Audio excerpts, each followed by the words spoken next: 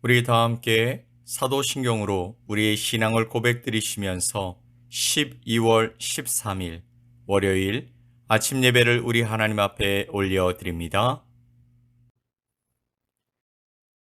나는 전능하신 아버지 하나님, 천지의 창조주를 믿습니다. 나는 그의 유일하신 아들, 우리 주 예수 그리스도를 믿습니다. 그는 성령으로 잉태되어 동정녀 마리아에게서 나시고 본디오 빌라도에게 고난을 받아 십자가에 못 박혀 죽으시고 장사된 지 사흘 만에 죽은 자 가운데서 다시 살아나셨으며 하늘에 오르시어 전능하신 아버지 하나님 우편에 앉아 계시다가 거기로부터 살아있는 자와 죽은 자를 심판하러 오십니다. 나는 성령을 믿으며 거룩한 공교회와 성도의 교제와 죄를 용서받는 것과 몸의 부활과 영생을 믿습니다. 아멘.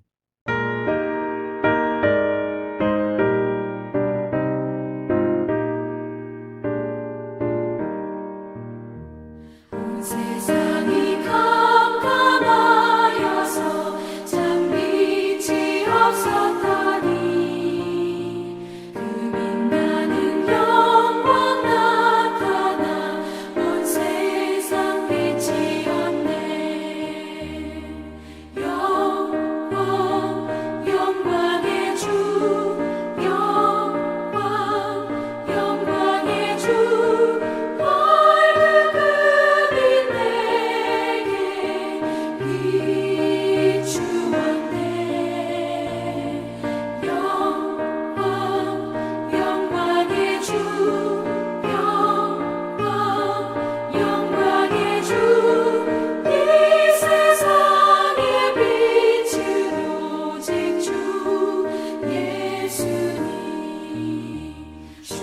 말씀을 믿는 사람은 그 마음이 시원하고 주 명령을 준행하는 자 그 길이 환하겠네.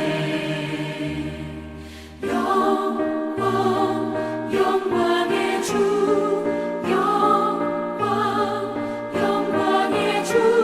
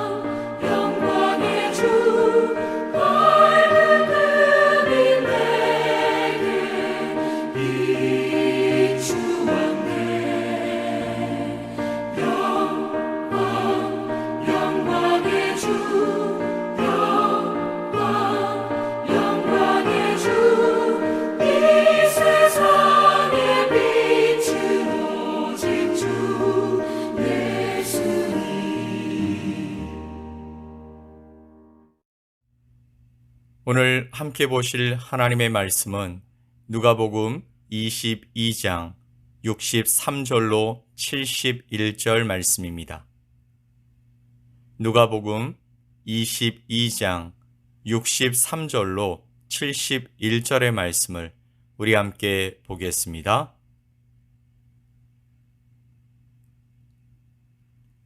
지키는 사람들이 예수를 희롱하고 때리며 그의 눈을 가리고 물어 이르되 선지자 노릇하라 너를 친 자가 누구냐 하고 이 외에도 많은 말로 욕하더라. 날이 새매 백성의 장로들 곧 대제사장들과 서기관들이 모여서 예수를 그 공회로 끌어들여 이르되 내가 그리스도이거든 우리에게 말하라. 대답하시되 내가 말할지라도 너희가 믿지 아니할 것이요 내가 물어도 너희가 대답하지 아니할 것이니라. 그러나 이제부터는 인자가 하나님의 권능의 우편에 앉아 있으리라 하시니 다 이르되 그러면 네가 하나님의 아들이냐? 대답하시되 너희들이 내가 그라고 말하고 있느니라. 그들이 이르되 어찌 더 증거를 요구하리요? 우리가 친히 그 입에서 들었노라 하더라. 아멘. 오늘 우리가 읽은 말씀 속에서 예수님은 백성의 장로들 앞에 서 계십니다. 그들은 대제사장들과 서기관들과 바리새인들이었습니다. 그들은 예수님을 잡아들여서 자신들 앞에 세우고 신문하고 있습니다. 이 신문의 목적은 예수님을 죽이려는 것입니다. 즉, 눈에 가시 같은 예수님을 없애지 않으면 앞으로 더더욱 어려운 시간이 올지도 모른다라는 생각을 했던 것입니다. 사실 이것은 숨은 의도였고 보이는 이유는 예수님이 사람들에게 가르쳤던 내용 때문이었습니다. 예수님께서 병을 고쳐서도 아니고 안식일을 어겨서도 아니며 죽은 자를 살리고 많은 사람들을 먹였기 때문도 아니었습니다. 예수님은 모든 가르침 속에서 가장 중요한 한 가지를 가르치셨습니다. 바로 예수님 자신이 하나님의 아들이라는 것입니다. 그것이 이 백성의 장로들이었던 대제사장들과 서기관들을 견딜 수 없게 만들었습니다.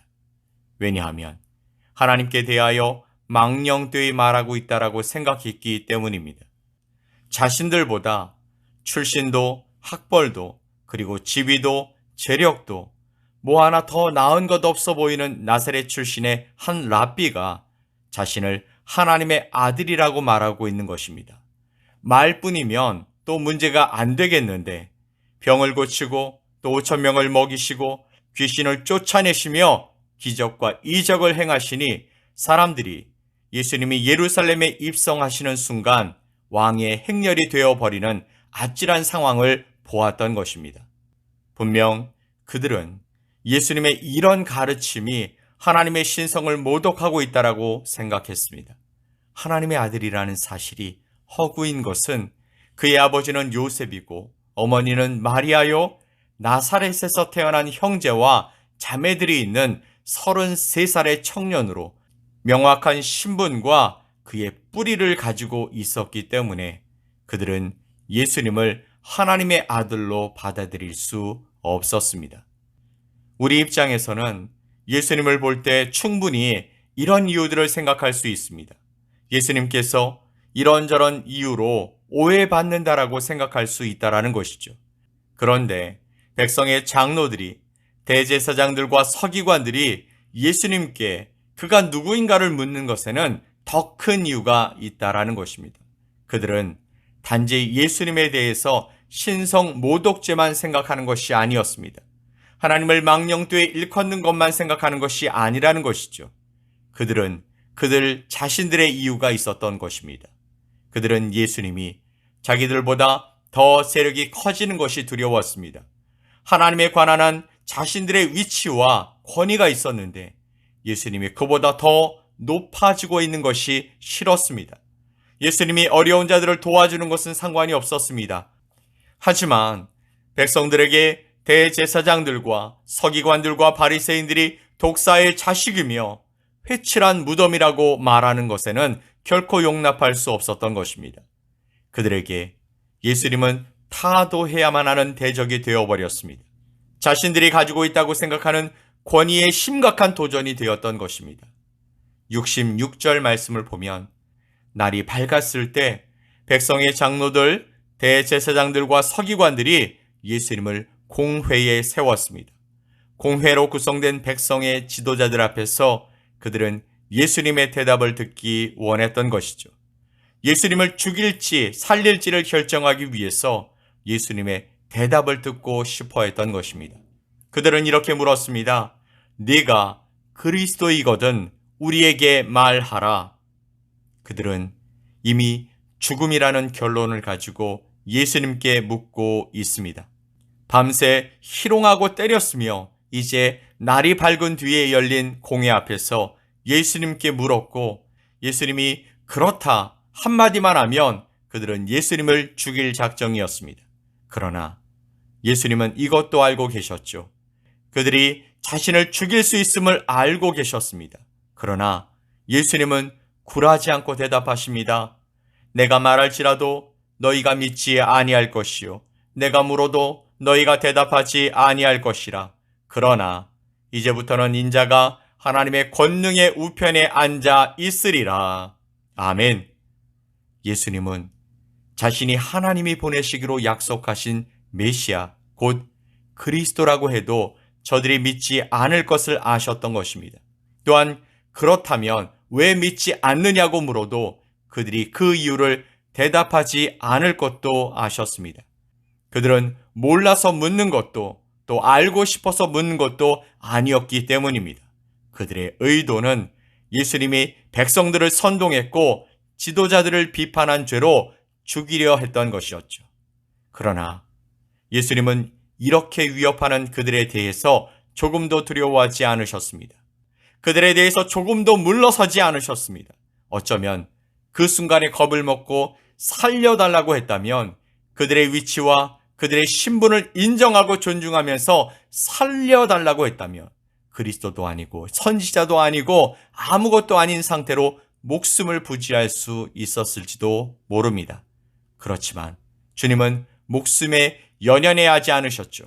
그들이 가하는 고통에 흔들리지 않으셨던 것입니다.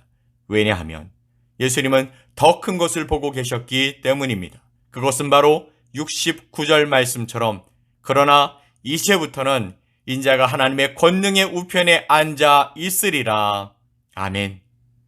당신이 그리스도임을 부인했다면 목숨을 건질 수는 있겠지만 그리스도가 아니기 때문에 하나님의 영광의 우편에는 앉을 수 없었을 것입니다. 그러나 그리스도이심을 시인함으로써 예수님은 죽음을 마주하셔야 했고 반면에 그리스도로서의 주님은 바로 하나님의 권능의 우편에 앉으실 수 있었습니다.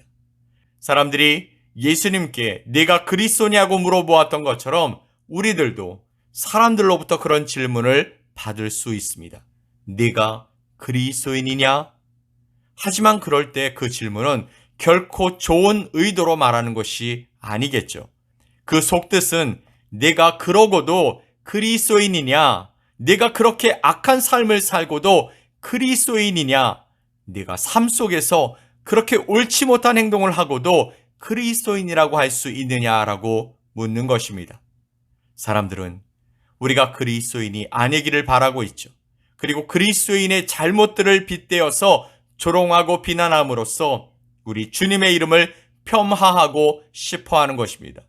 세상 사람들은 애초에 그리스도나 그리스도인이나 뭐든 간에 그런 존재를 존중하려고 하지 않습니다.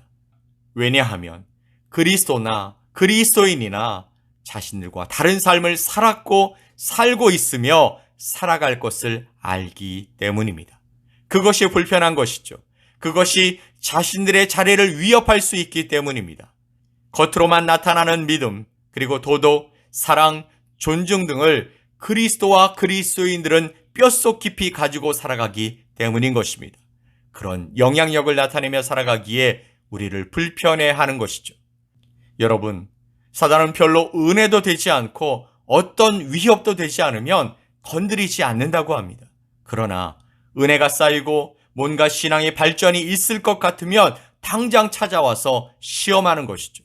그 시험 속에서 사단은 실족하기를 바라고 은혜를 쏟아버리기를 바라며 신앙에서 낙심하여 원래의 자리로 돌아가게 만드는 것입니다. 그래야 언제든지 사단이 원하는 대로 다시 조종하고 지배할 수 있기 때문입니다. 하지만 우리가 그리스도인으로 살고 있다면, 또한 우리가 참된 그리스도인으로 살아가고 있다면 우리는 예수님처럼 하나님의 권능의 영광에 동참할 수 있는 자들인 줄 믿습니다. 그래서 우리는 그리스도인으로 살아가는 것을 포기해서는 안 됩니다. 아무리 힘들고 어려워도 우리가 그리스도인임을 부인해서는 안 되는 것입니다. 예수님은 마가복음 8장 38절에서 이렇게 말씀하셨습니다. 누구든지 이 음란하고 죄 많은 세대에서 나와 내 말을 부끄러워하면 인자도 아버지의 영광으로 거룩한 천사들과 함께 올 때에 그 사람을 부끄러워하리라. 아멘. 예수님도 자신이 그리스도임을 분명히 선언하셨습니다. 인자가 하나님의 능력의 우편에 앉아 있을 것임을 분명히 말씀하셨습니다. 이 말을 들으며 저들은 이제 마지막 카드를 꺼냈습니다. 70절 말씀에 그러면 네가 하나님의 아들이냐? 그때 예수님은 물러서지 않으십니다. 비록 그 대답으로 인해서 고난을 받게 된다 할지라도 십자가에 달려 죽게 된다 할지라도 예수님은 자신이 하나님의 아들임을 부인하지 않으셨습니다. 그 고난은 일시적인 것입니다. 그 고난은 과정일 뿐입니다. 그 고난은 결코 결과가 아닙니다. 고난이 끝이 아니고 고난을 통해 예수님은 영광에 이르게 될 것입니다. 고난 뒤에 주님은 하나님의 능력의 우편에 앉아 계시게 될 것입니다. 그래서 예수님은 선언하십니다. 당당히 선포하셨습니다. 대답하시되 너희들이 내가 그라고 말하고 있느니라. 아멘. 사랑하는 성도 여러분, 내가 하나님의 아들이냐라는 질문의 의도를 아신 예수님은 그들의 그 의도를 무력하게 하실 수 있는 답을 가지고 계셨습니다. 그러나 사명을 따라서 사랑을 위해서 육신의 안위를 위해 피하지 않으셨습니다. 우리는 종종 진실을 알리는 것이 두려워서 거짓으로 말했다가 낭패를 보기도 합니다. 그러나 하나님의 사람은, 그리스도를 따르는 사람들은 하나님의 법으로 살아가야 하며 그리스도의 본을 따라 살아가야 할 줄 믿습니다. 그것은 진리를 진리되게 만드는 것인 줄 믿습니다. 당장 비난을 받을지 모릅니다. 그래서 그동안 공들인 관계들이 끊어질 수도 있습니다. 또한 불이익이 있어야 할지도 모릅니다.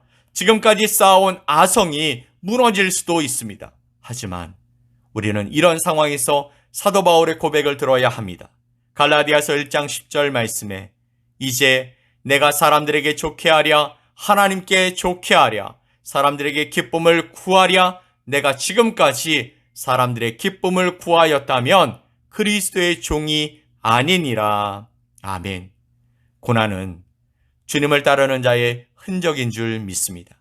평탄한 길은 걷기 좋지만 오래 걸으려면 산도, 강도, 골짜기도 있어야 오래 멀리 걸을 수 있음을 우리는 세상 이치에서도 배우게 되는 것입니다. 오늘을 살아갈 사랑하는 성도 여러분, 예수님은 고난 앞에서 사명을 따라 당당히 구원의 길을 걸어가셨습니다. 우리도 오늘 펼쳐질 우리의 길 가운데 세상의 유혹이 내게 몰려오더라도 당당히 진리의 말씀으로 이겨나갈 수 있게 되기를 예수님의 이름으로 간절히 축복합니다. 아멘. 우리 함께 기도합시다. 하나님 아버지 감사합니다. 오늘도 새날 새로운 한 주를 시작하게 해주셔서 감사합니다. 주신 기회를 주님을 위해 살아가게 하시고 몰려오는 유혹과 시험 가운데서도 당당히 사명을 기억하여 이겨나가게 하여 주시옵소서. 감사드리며 예수님의 이름으로 기도 올리옵나이다. 아멘. 하늘에 계신 우리 아버지여, 이름이 거룩히 여김을 받으시오며 나라가 임하시오며 뜻이 하늘에서 이루어진 것 같이 땅에서도 이루어지이다. 오늘 우리에게 일용할 양식을 주시옵고 우리가 우리에게 죄 지은 자를 사하여 준 것 같이 우리 죄를 사하여 주시옵고 우리를 시험에 들게 하지 마시옵고 다만 악에서 구하시옵소서. 나라와 권세와 영광이 아버지께 영원히 싸움나이다. 아멘.